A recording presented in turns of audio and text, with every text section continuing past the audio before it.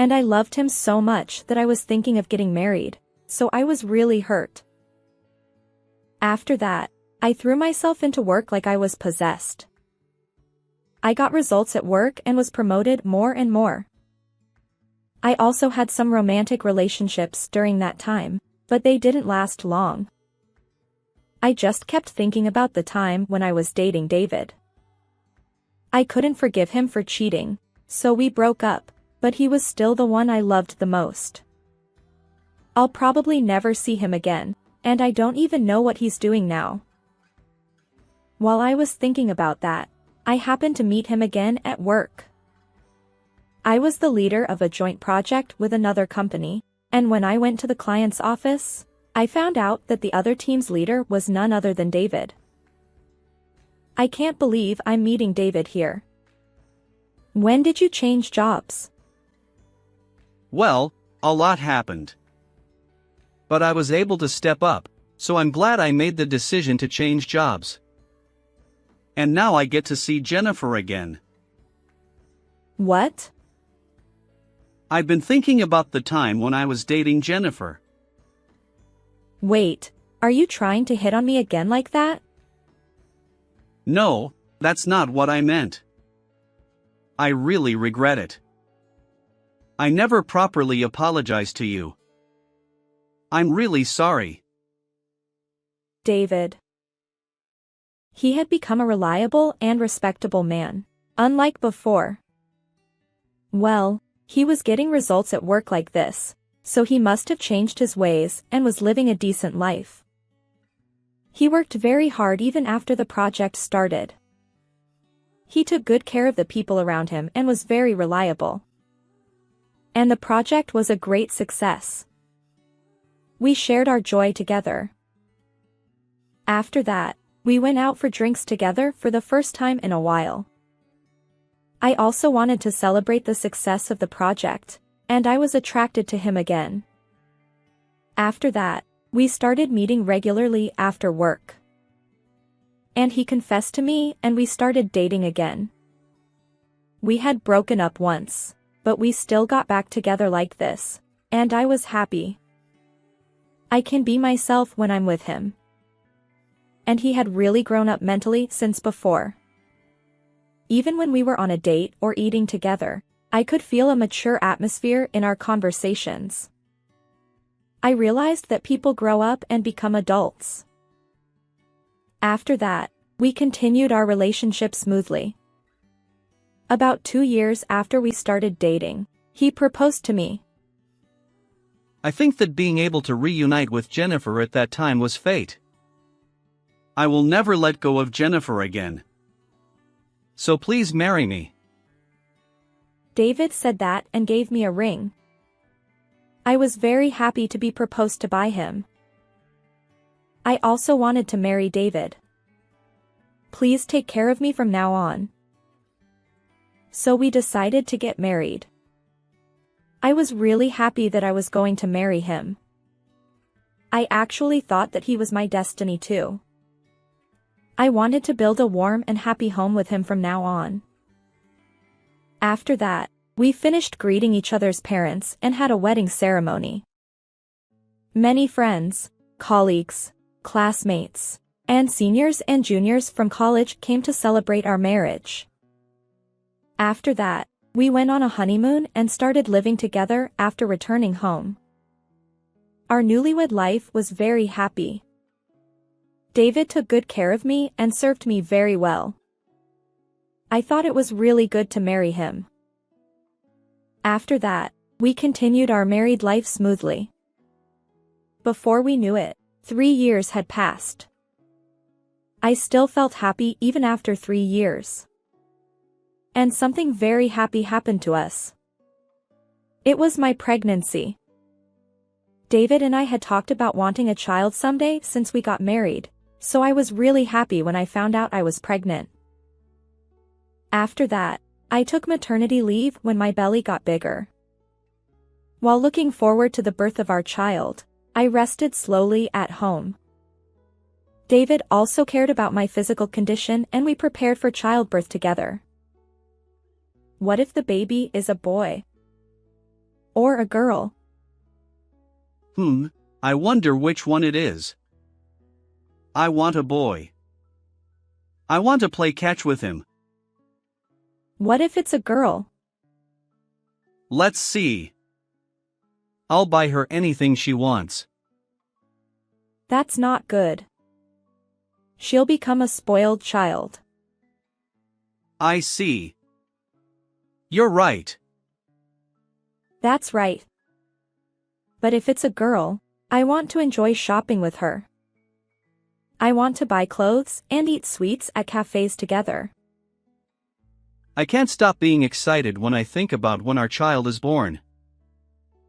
Our child. Let's raise well. Oh, yeah. First, we need to buy a good baby bed. David showed a very cooperative attitude towards child rearing, and I was happy. I thought I could build a happy and warm home with him. He will surely become a good father. While thinking so, I was living a peaceful and calm daily life. But in the midst of all this, something unexpected happened one day. It was during the day on a weekday. David suddenly came home in a panic. What's wrong? David rushed into his room. Something serious had happened. Hey, what's going on? Didn't you work? David was wearing a suit and seemed to have left work. Where are the morning clothes? Huh? Morning clothes? I realized that someone had died when I heard the word morning clothes. And if David was in such a hurry, maybe one of his parents-in-law had died. My heart started beating faster. My parents-in-law were very kind to me and treated me well. Every time I went to their house, my parents-in-law talked to me kindly with a smile. I didn't want to think that one of them had died. I waited nervously for David's next words. No, it's not my parents. Oh. Is that so? I was relieved. I felt my strength leave me all at once.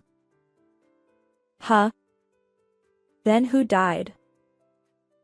Well, it seems that a colleague died in an accident. What? Is that true? I was startled again when I heard that it was a colleague. Maybe it was someone I had worked with on a project in the past. Do I know the person too? No, I don't think so. I see. But didn't he come to our wedding? Oh, yeah, he did. I have to hurry and go. The funeral is being held, so I have to go right away.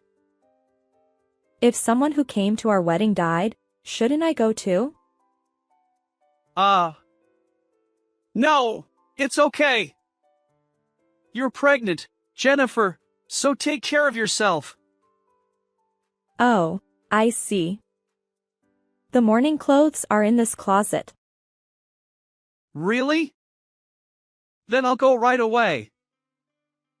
Saying that, David put the morning clothes in his bag and left the house right away. David's panic was unusual. At least it wasn't his parents-in-law or family, but I felt something was off. I decided to follow David secretly. That's when I found out the surprising truth. I opened a certain app on my smartphone first. It's an app that tells me the location. David had left his smartphone at a restaurant before, so I put a location app on David's smartphone so that I could find it right away. Well, this is a secret, but I was worried because he had cheated on me once. I trusted David, but I heard that people who cheat once often cheat again, so I put it in to reassure myself. David seems to be moving by car, and the location information is moving at an incredible speed. I checked the movement of the location information while getting ready. The car just kept moving. Where on earth is he going? I decided to call my parents and consult with them. My parents came right away and checked David's movements with me. After about 2 hours, David's movement stopped. It was a city in another state. What's going on? Why is he in another state when his colleague died? And the location of the location information app was like someone's house. I don't think David has any friends who live in that area. I have a really bad feeling about this. I wanted to leave the house right away and follow him, but my parents told me to wait and see a little longer.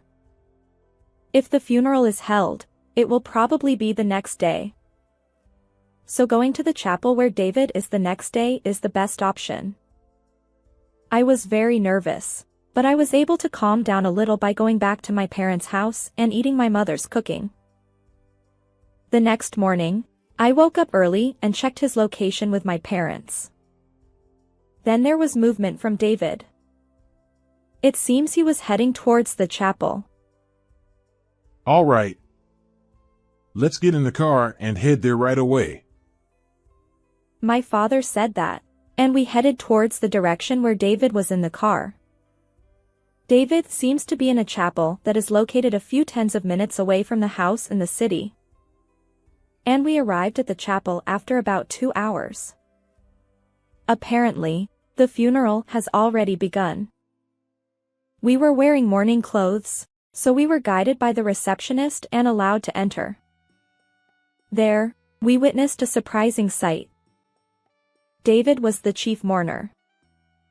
And when I looked at the portrait, there was a photo of a woman's face. Is this person a colleague? I didn't understand. But just then, David stood in front of everyone and began to speak. Thank you all for coming today for Carol. I met her 2 years ago. We were immediately attracted to each other and started dating. What? Started dating? We continued to date smoothly from then on, and we were planning to get married soon. In the midst of all this, something like this happened, and I'm really sorry and sad. Marriage? I almost fell over in shock. David had been having an affair behind my back and had even promised to marry the other woman. Jennifer! Pull yourself together! Mom. My mother put her hand on my shoulder. If you're not going, I'll go. I can't stand it anymore. I want to punch that man. Dad, that's not good. I'll go. I took a deep breath and regained my composure. And I headed towards David in front of everyone. When David saw me, his face turned pale. Why is Jennifer here? I glared at David with an angry expression. What the hell is going on? The people in the chapel began to stir. Wait, who are you? Don't disturb my sister's funeral. The woman stopped me. Apparently, she was the sister of the deceased. I thought that if I left this place, I wouldn't have a chance to question David. I am this man's wife, I said, and the room fell silent. What? Wife. David, is this true? What? No! I don't know her. I don't know this woman at all. David tried to dodge the question. But I couldn't back down. I really am his wife. I can show you my driver's license. It has the same last name as him. I can even show you our family register if you want. When I said that, the sister of the deceased and the people in the chapel began to believe me. David, were you lying to my sister? Didn't you say you were divorced? Wait! There's a reason for this. David was trembling. What the hell is going on? You were lying to my sister. It was a mistake to ask someone like you to be the chief mourner. I can't forgive you for deceiving my sister, who was my only family. How dare you take responsibility as her fiancé and serve as the chief mourner? Don't insult my sister's death. Get out of here right now. David was kicked out of the chapel with a pale face after being told that by her. My parents and I went out of the chapel with David. My father-in-law and mother-in-law are here too? David, I don't want you to call me father-in-law. If you don't want to be punched by me, don't talk to me anymore. I'm sorry. David said that, and my father glared at him. Eat! David's face twisted. And I questioned David about everything. You were having an affair, weren't you? Can you explain it to me? David was honest and told us everything after being glared at by us. David and his mistress apparently met when he was on a business trip. When he was invited by a colleague he was working with at the time to go to a bar, he met a woman named Carol. He fell in love with Carol at first sight and started going to the bar regularly. Carol had lost both her parents in a traffic accident and had been working at the bar while sending her sister to college. Her sister is currently a senior in college and is looking for a job. David often visited the house where the two lived and was close to her sister, giving her advice on job hunting. Really? You're the worst. You were trying to create a new family somewhere else while continuing our married life.